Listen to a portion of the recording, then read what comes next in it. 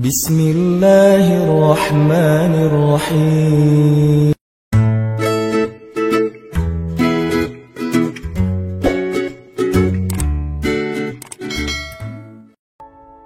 Assalamualaikum warahmatullahi wabarakatuh. Alhamdulillahirabbil alamin. Nahmaduhu wa nasta'inuhu wa nastaghfiruh. Wa na'udzu billahi min syururi anfusina wa sayyiati a'malina. May yahdihillahu fala mudilla lahu wa may yudlil fala hadiyalah. Asyhadu an la ilaha illallah wahdahu la syarikalah wa asyhadu anna Muhammadan abduhu wa rasuluhu alladzi la nabiyya ba'dah. Allahumma shalli wa sallim wa barik ala sayyidina Muhammadin wa ala alihi wa sahbihi ajmain. Teman-teman yang dirahmati Allah Subhanahu wa taala, salah satu ayat yang membuat Rasulullah sallallahu alaihi wasallam beruban. Nabi itu enggak beruban karena enggak ada duit. Nabi itu enggak beruban karena mikirin karir.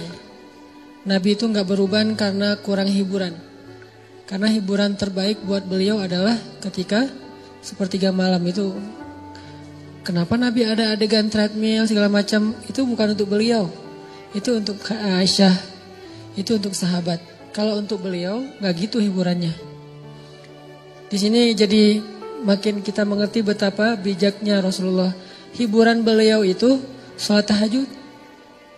Hiburannya Rasulullah itu tilawah di dalam sholat sampai 10 juz, 15 juz, itu hiburan buat Rasul.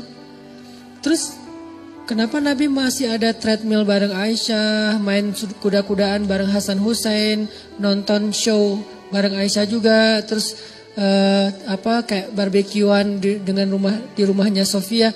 Kenapa ada adegan-adegan hiburan Nabi yang kesannya kita banget?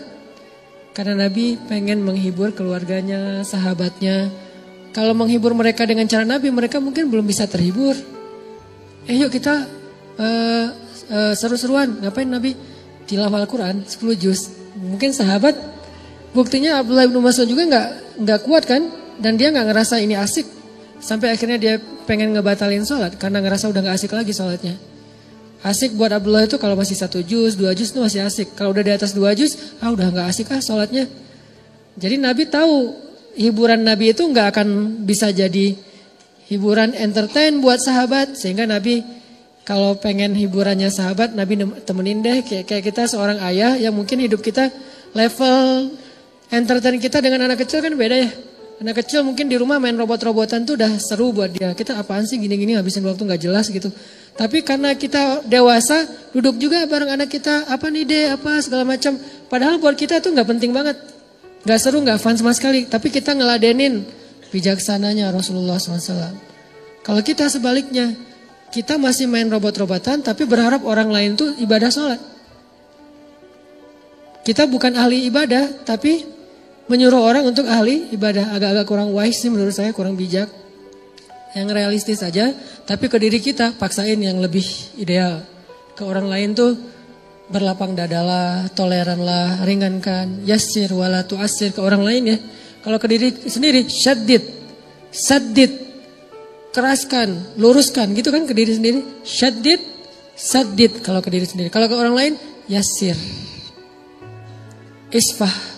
Kalau ke orang lain tuh mudahin, lapangkan, maafkan, gitu-gitulah ke orang lain. Ke diri sendiri, syaddid, kuatkan. Atau ikat yang erat, saddid, luruskan, gak boleh melenceng sedikit pun. Nah, Nabi itu gak pernah beruban dalam masalah-masalah yang menurut kita tuh masalah besar. Buat Nabi apa-apaan sih kayak gitu aja kok dipikirin buat Nabi. Tapi Nabi beruban dengan surat Hud. Kenapa? Berarti kan emang ini masalah besar banget nih, istiqomah. Padahal Nabi itu bisa dibilang orang yang paling istiqomah.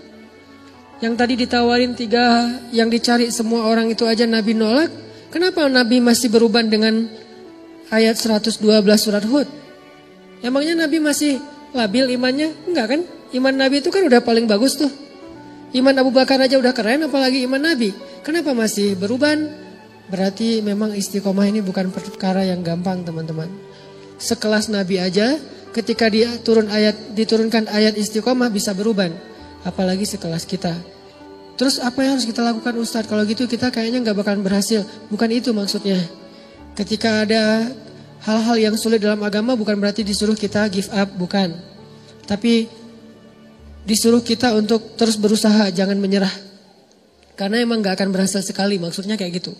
Kalau kalian pengen istiqomah sekali, gak akan berhasil. Coba lagi, gagal, ulangi lagi, terus saja. Sampai benar-benar sampai di level istiqomah. Kayak dulu kalau misalnya kita suka ngabisin waktu yang agak-agak kurang berkualitas sih, kayak main game gitu. Awal-awal main game kan langsung baru pertama main udah kalah ya.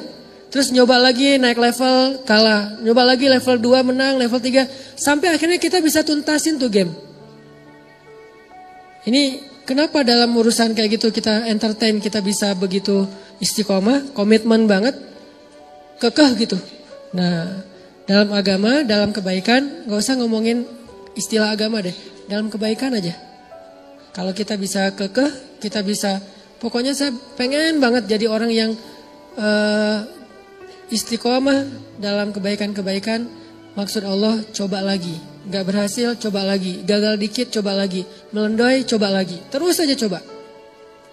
Ini istiqomah teman-teman. Sampai Nabi aja beruban. Artinya Nabi itu mikir banget pengen istiqomah. Kayak misalnya saya catat beberapa kebiasaan kita, kayak misalnya pas lagi reunian gitu ya, ketemu dengan muatan teh.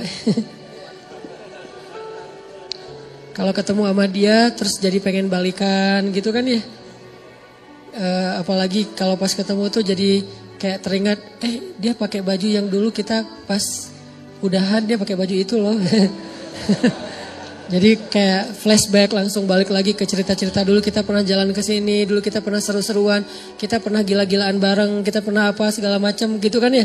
Kayak hilang akal berdua, terus jalan kayak orang mabuk gitu di tengah jalan, tengah malam, terus teriak-teriak, terus marah-marah di bawah hujan gitu.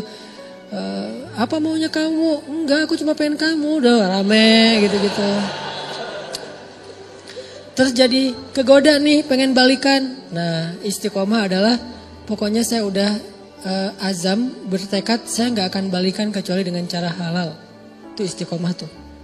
Dia kayak ngasih harapan lagi gitu. Mulai akun lo apa sih, gue pengen ngefollow. Mulai ada cari-cari harapan, ngasih-ngasih harapan gitu. Mulai caper-caperan, mulai basa-basi lagi. Ada sinyal-sinyal pengen balikan. Tapi kita tahu dia gak mau serius. Arti serius dia gak pengen halal, cuman pengen seru-seruannya doang. Berarti istiqomah di sini adalah saya gak bakalan balikan kecuali dengan saya terima nikahnya kamu. Kamu ambil deh cincinnya, pakai Bruno Mars lah pokoknya. Marry you. Kalau lo pengen balikan, ya udah ambil cincin ini, kita nikah aja. Terus habis itu kita bisa seru-seruan, gila-gilaan habis nikah. Nah, ini namanya istiqomah nih. Gak mau balikan kecuali dengan cara terhormat. Terus kayak lagi punya duit, ngelihat ada teman kita kayak bedah plastik gitu, apa bibirnya pengen disuntik, jadi lebih tebal misalnya kan ya, kan lebih keren, lebih seksi gitu. Gue berapa sih kalau mau pengen nebelin bibir? Oh cuman 7 juta. Wah gue ada nih uang hadiah ulang tahun gue dari nyokap misalnya 5 juta, terus dari ayahnya 5 juta, 10 juta nih. Bisa nih kayaknya gue suntik-suntik bibir biar lebih tebal gitu, kayak siapalah gitu, gak usah disebut namanya. Nah ini kan godaan ya. Kita bisa tapi gak boleh, itu kan godaan banget tuh. Kalau pengen tapi gak bisa, ini gak terlalu ngegoda sih. Pengen dan mampu itu godaan banget tuh. Pengen tapi gak mampu, ya sabar aja. Gue sabar orangnya, kenapa? Gak bisa juga, gak mampu gitu. Tapi kalau bisa, mampu, kayaknya udah gak ada masalah, kita masih nahan, berarti istiqomah insya Allah. Jalan nih, duitnya sih nipis, tapi jalan bareng teman-teman. Lihat Onitsuka gitu kan ya, wah nih modelnya warnanya gua banget nih. Misalnya dia senang warna-warna tanah gitu, warnanya, oh ini coklat nih Onitsuka, terus lagi ngetren gitu kan, anak-anak SMA pada pakai, teman-teman sekelas pada pakai, semuanya Onitsuka, kecuali saya sendiri yang masih pakai apa gitu kan ya, yang lain pada Onitsuka pengen beli, tapi nggak ada cash, nggak cukup juga duitnya, harus nyicil. Jangan deh, tabung dulu sampai bisa beli tanpa harus nyicil misalnya. Ini orang istiqomah. Dia punya prinsip. Tapi prinsip itu berlaku untuk dirinya. Nggak dia paksain untuk orang lain. Karena ketika prinsip hanya dipaksakan kepada orang lain, dia tuh jadi orang yang nggak nyaman buat orang lain, udah nggak asik lagi. Kalau prinsip itu dia paksain buat dirinya, ke orang lain dia lebih kayak tadi tuh toleran, dia paham, mengerti, pengertian ke orang lain, semua orang berproses. Itu dia tetap orang soleh dan asik. Orang jadi nggak asik tuh kan gara-gara memaksakan prinsip ke orang lain ya. Padahal dia sendiri juga belum kayak gitu. Nah, jangan maksain, tapi kita contohin, kita bikin itu sesuatu yang buat dia pengen. Aku pengen lu kayak kamu, orangnya tuh nggak kegoda walaupun di antara teman-teman yang pada misalnya lagi naik gunung gitu. Udah lama dia udah berhenti ngerokok nih. Pas kali-kalinya lagi pengen ke gunung, dingin, yang lain pada udah coba aja sebatang. Enggak lah, gue mah daripada ngerokok mending gue permen aja deh gitu misalnya. Ini istiqomah kan, dia udah komitmen gak bakalan ngerokok lagi karena kata dokter itu gak sehat untuk dia. Dia pernah sampai masuk rumah sakit gara-gara itu. Udah dia azam, dia bertekad gue berhenti ngerokok. Teman-temannya semuanya ngerokok, dia gak akan nyalahin orang lain. Kalian ngerokok, enggak. Yang penting saya udah gak lagi sekarang. Soalnya dia mungkin pakai bahasa-bahasa yang lebih santai lah. Kata dokter udah gak boleh, soalnya gue ada kayak paru-paru gitu. Nah ini orang yang istiqomah tetap asik. Jangan sampai kita sok istiqomah gak asik pula. Istiqomah belum, gak asiknya ya. Kenapa? Karena kita juga belum punya prinsip hidup, tapi maksain orang tuh harus berprinsip. Ini gak enak banget nih. Toh Nabi aja kayak tadi tuh, beliau punya standar ideal banget, tapi ke orang lain gak pakai standar itu. Jadi Nabi itu punya dua standar loh, standar diri sama standar orang lain. Kalau standar diri sendiri, yang saya sering share, sholat qobliyah zuhur itu 4 rakaat, itu standarnya Nabi. Tapi begitu sholat qobliyah zuhurnya depan orang lain, pakai standar orang, 2 rakaat aja deh yang ringan. Standar Nabi, tahajud itu 1 rakaat 5 juz 1 rakaat. Tapi kalau sholatnya bareng dengan orang lain, bacanya yang ringan-ringan aja deh. Al-Muluk aja dibagi 2 misalnya. Sesekali doang Al-Muluk dibaca 1 utuh, 1 rakaat. Kenapa? Karena Nabi itu orangnya soleh, asik.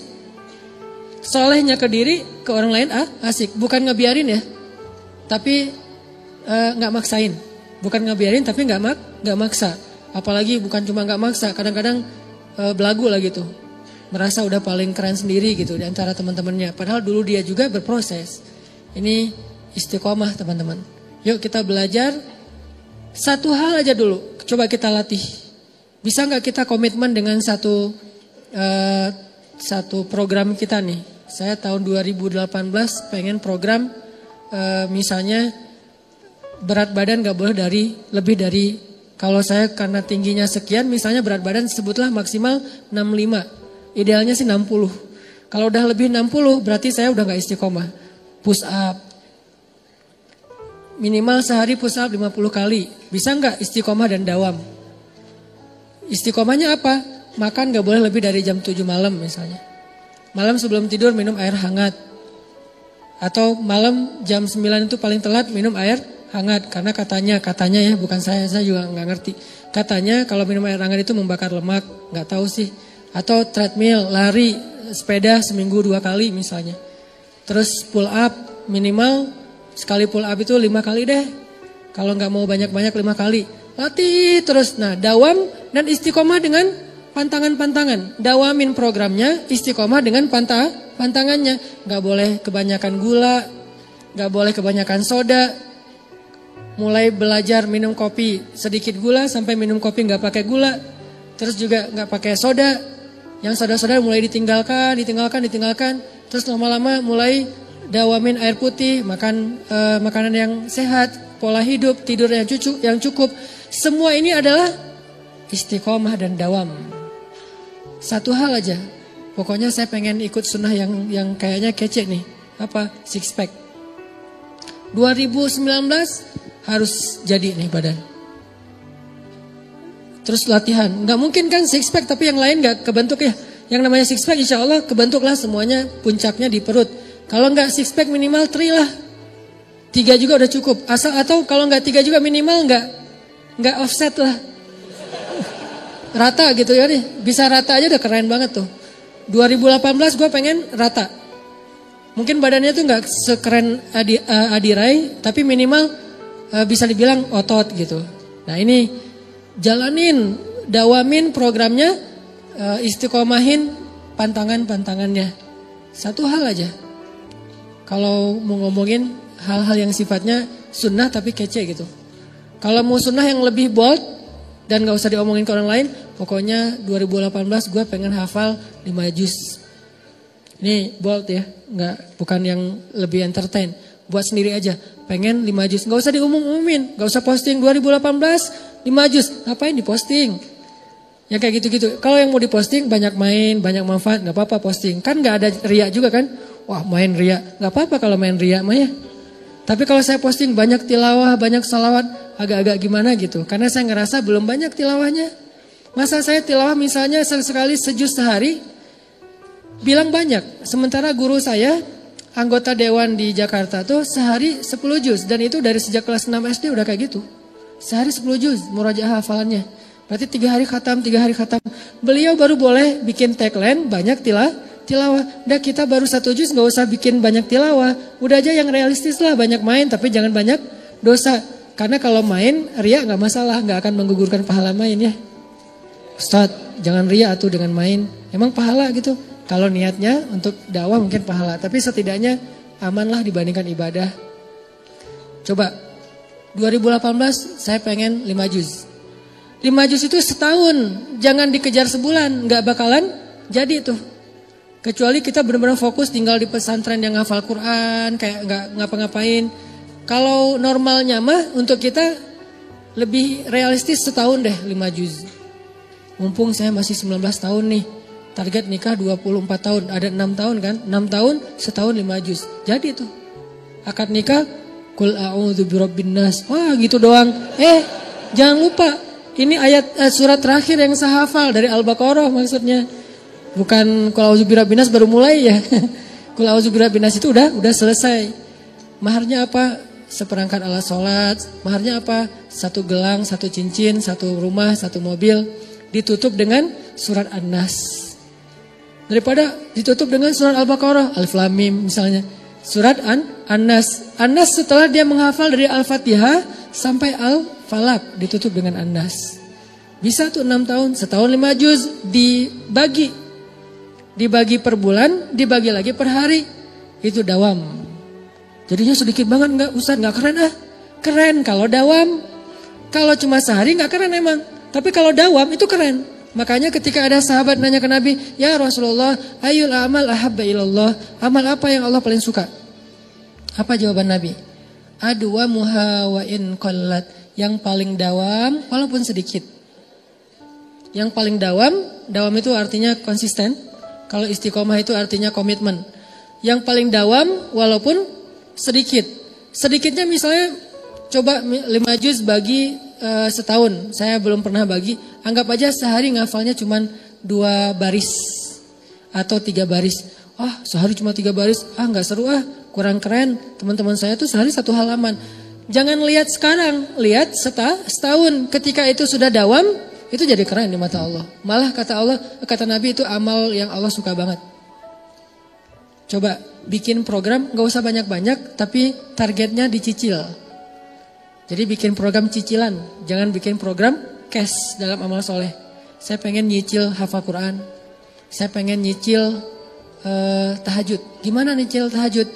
Mulai dari target saya tahun ini tahajudnya lengkap 11 rakaat. Dimulai dari jam 3. Nyicilnya dari jam 4:04. Kan azan jam 4 misalnya 30. Ada waktu 15 menit. Salat tahajud apa Ustaz? Witir dulu 1 rakaat. Beberapa minggu asal bisa dawam aja nih. 2 minggu setiap malam bisa witir 1 rakaat. Itu keren loh. Daripada semalam 11 rakaat 3 juz, besok enggak. Sebulan kosong. Enggak gitu. Mending gua 2 minggu ke depan sebelum sholat subuh wajib witir 1 rakaat deh. Gitu aja. Witir 1 rakaat. 2 minggu tuh witir 1 rakaat. Allah tuh sayang banget sama kita. Minggu ketiga mulai witir 3 rakaat deh. Bulan berikutnya tambah tahajud 2 rakaat, witir 3 rakaat. Mulai bangun jam 4, mulai bangun jam 4 kurang seperempat, mulai setengah 4, mulai setengah 4 kurang, mulai jam 3. Jam 3 udah mulai normal nih, jaga tren itu tuh. Kalau udah dijaga setahun, insya Allah itulah amal yang paling disukai Allah. Baru disebut ahli tahajud. Kalau belum, namanya bukan ahli tahajud, pernah tahajud. Pernah tahajud, pernah tilawah 1 juz ya. Pernah puasa Senin Kamis, pernah sedekah. Pernah doang. Pahala sih, cuman nanti di akhirat enggak digolongkan dalam golongan itu. Kan di akhirat itu ada golongan ya. Yauma idzi yasdurun nas ashtatan. Ashtatan itu artinya kelompok-kelompok.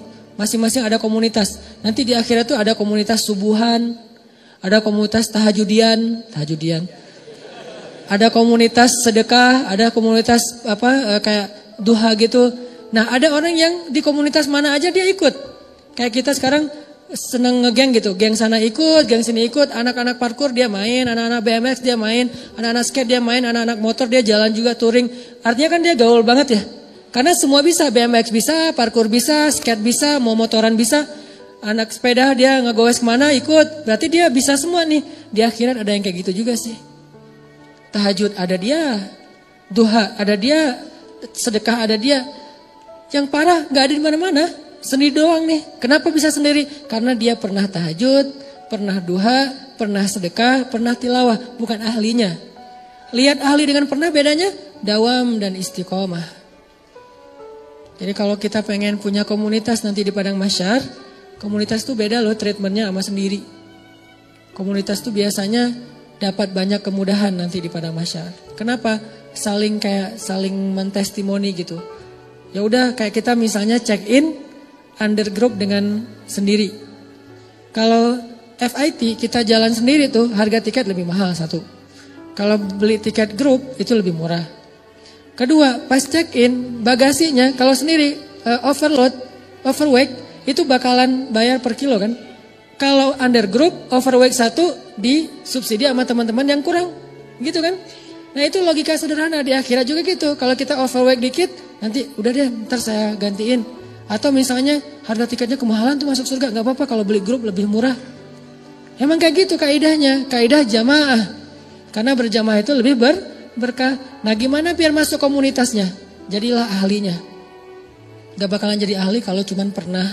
Walaupun pernahnya tuh, saya pernah tuh, kayak saya pernah sholat tarawih semalam 10 apa 15 juz di Mesir. Pernah tapi nggak berulang, kapok sekali doang. Itu juga nggak sengaja diajak sama guru saya, Hanan dia ikut tarawih, imamnya bagus. Kan saya kayak imam hunter gitu kan, mencari-cari imam yang keren gitu, yang bacaannya bagus saya cari tuh, enak soalnya. Dan saya pasti milih softnya di luar masjid. Walaupun yang terbaik di soft pertama, tapi untuk sholat sunnah saya pengen nyoba di luar, imamnya bagus dan soundnya di Mesir itu bagus-bagus tuh. Jadi kita kayak lagi nongkrong tapi ngedengerin sholat. Nah waktu itu imamnya emang bagus, tapi Al-Baqarah, Ali Imran, An-Nisa, Al-Maidah, Al-An'am, sampai At-Taubah, sampai Yunus. Masya Allah nih imam ngeri banget.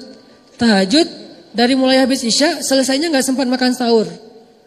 Antara 10 sampai 15 juz. Cuman sekali doang. Dan nyesel pula tuh. Gak tahu berpahala apa enggak nih. Nyeselnya kayak saya jadi pas saya baca cerita Abdullah bin Mas'ud yang sholat di belakang Nabi terus dia kayak nyesel gitu, saya kebayang karena saya juga pernah ngerasain kayak gitu. Sholat di belakang Nabi nih Abdullah bin Mas'ud. Pertama enak lama-lama, loh kok lama banget nih nggak ruku-ruku. Lama-lama Abdullah mengatakan tahu gini saya nggak akan ikut dari awal. Dia ngebatin kayak gitu. Saya juga kayak gitu pas saat tahajud. Tahu gini saya nggak mau ikut sama Syekh. Pas pulang gimana Hanan? Besok lagi, aduh nggak enak badan Syekh. Nggak mau lagi seumur-umur. Sampai sekarang kalau dibawa lagi ke Mesir nggak mau saya. Kenapa? Nggak kuat. Bayangin tahajud dari Isya sampai menjelang sahur. Dan sahur di Mesir itu bukan imsak kayak kita. Sahurnya batasannya tuh azan subuh. Jadi udah deket azan subuh, kita pas habis witir, itu makan itu udah kayak orang lapar banget. Karena bentar lagi azan subuh. Saking full semalaman sholat. Nah ini namanya bukan ahli tahajud. Pernah tahajud 10 juz. Minimal pernah lah. Buat jadi bahan ceramah doang gitu. Ya gue pernah loh sholat tahajud 10 juz padahal cuma sekali doang. Dan itu juga gak sengaja dan nyesel lagi. Kalau orang yang di masjid itu, nah itu baru keren. Kakek-kakek yang udah berapa tahun kayak udah 10 tahun kayak gini. Nah itu namanya ahli tahajud dengan model Rasul. Itu beneran. Nanti insya Allah mungkin kita berhusnuzon dia bakalan masuk komunitasnya Rasulullah. Foundernya tuh Rasul. Terus anggotanya tuh orang-orang yang tahajud kayak Ibnu Abbas, Abdullah bin Zubair, kayak gitu-gitulah anggota-anggotanya. Termasuk yang di masjid Sayyidah Zainab nama daerahnya. Masjid Sayyidah Zainab itu kalau kayak saya yang cuma pernah sekali nggak masuk komunitas. Tapi berpahala nggak? Kalau ikhlas tetap berpahala. Pahala sama komunitas itu beda. Pahala itu reward. Kalau komunitas itu kayak dapat satu anggota, tanda anggota tuh. Bukan reward doang. Jadi tanda anggota dan beda nanti treatmentnya di akhirat. Dawam istiqomah. Istiqomah di sekolah tuh teman-teman semuanya punya pasangan. Pacaran gitulah. Kita istiqomah sendiri. Kan keren ya, soalnya gak ada yang mau misalnya. Pengalaman. Alhamdulillah saya belum pernah pacaran. Sekali-kalinya cuma LDRan dan itu gak penting-penting amat. Cuman kayak email-emailan doang, cuman say hi doang. Terus apalah, udah di Mesir tuh LDRan. Itu juga gak lama, cuma beberapa bulan diputusin. Langsung tawaf Sungai Nil gitu kan. Sekali-kalinya diputusin, kan berat banget tuh. Alhamdulillah gak pernah pacaran yang kayak sentuhan, jalan bareng tuh gak pernah. Kenapa? Alhamdulillah gak ada yang mau. Lo mau gak sama gue? Gak males banget.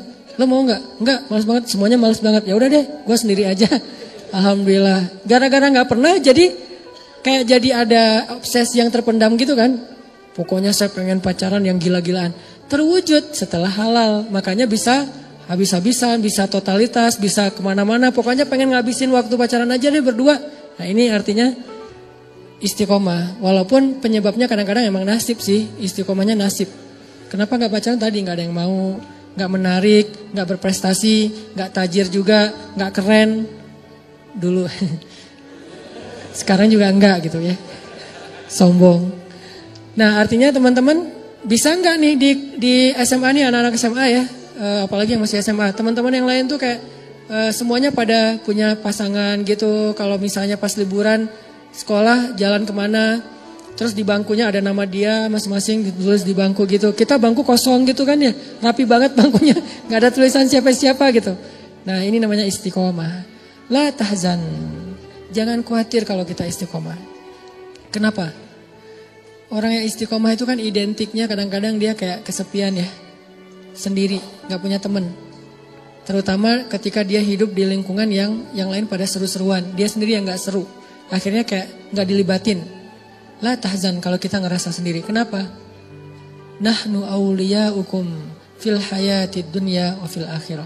Kata Allah, kami akan nemenin kamu. Kami, bukan saya, kami. Siapa kami? Allah dan para malaikat. Cuman kita gak ngelihat doang. Tapi sebetulnya kita tuh punya geng. Ketika kita istiqomah itu kalau kita ngerasa gara-gara istiqomah jadi sendiri, la tahzan, jangan khawatir. La tahzan, jangan berkecil hati. La tahzan, jangan sedih. Nahnu awliyaukum fil hayati dunya. Kami temenin kamu di dunia dan nanti kami temenin kamu di akhirat. Allah yang janjiin bakalan nemenin kita. Tanpa niat kita ngejauhin orang lain ya. Orang yang ngejauhin kita gak ada pengen ngejauhin orang. Kalau kita yang pengen ngejauhin orang lain, itu beda babnya. Itu kesannya kita kayak eksklusif gitu, gak boleh. Tapi kalau orang yang ngejauhin kita gara-gara gak bisa diajak happy-happyan, seru-seruan kayak gitu, la tahzan, jangan sedih. Nahnu awliyaukum. Kami akan nemenin kalian kata Allah di dalam Al-Quran. Mudah-mudahan ini jadi motivasi buat kita. Coba program 2018 ini ke depan mau ngeistiqomahin dan ngedawamin project apa nih? Gak usah banyak-banyak deh, satu aja. Dan jangan terlalu berat, ringan tapi dawam, konsisten. Mudah-mudahan nanti jadi sesuatu yang berat. Baik yang sifatnya ibadah, ataupun iman, hijrah, ataupun moral, akhlak, ataupun hal-hal yang sifatnya entertain tapi positif. Gak apa-apa, olahraga, main apa aja lah pokoknya selama itu positif. Karena yang kemarin saya bahas di Usnisbah, main juga berpahala dalam Islam. Coba ambil satu hal terus dawamin. Oh saya pengen dawam tahun ini misalnya nilai apa gitu, nilai harus bagus. Ya udah, coba satu proyek aja, proyek pribadi. Mudah-mudahan kita tergolong di antara orang-orang yang kata Allah, nahnu auliyaukum fil hayati dunya wa fil akhirah. Kami adalah teman-teman bagi kalian, penolong, pelindung yang nemenin kalian di dunia dan di akhirat. Terakhir, doa istiqomah yang diajarkan oleh Rasulullah SAW yang terkenal adalah ya muqallibal qulub tsabbit qalbi ala dinik. Itu doa istiqomah. Karena kalau nggak ditetapkan hati oleh Allah, hati kita kan memang sifatnya gampang kegoda ya. Ya muqallibal qulub. Setiap hari doa itu, setiap hari. Insya Allah saya yakin Allah akan kuatkan hati kita. Kalau saya belajar istiqomah dulu tuh istiqomah, nggak mau saya makanan yang nggak halal tuh nggak mau. Saya diundang ceramah di beberapa korporat yang menurut saya syubhat dan haram.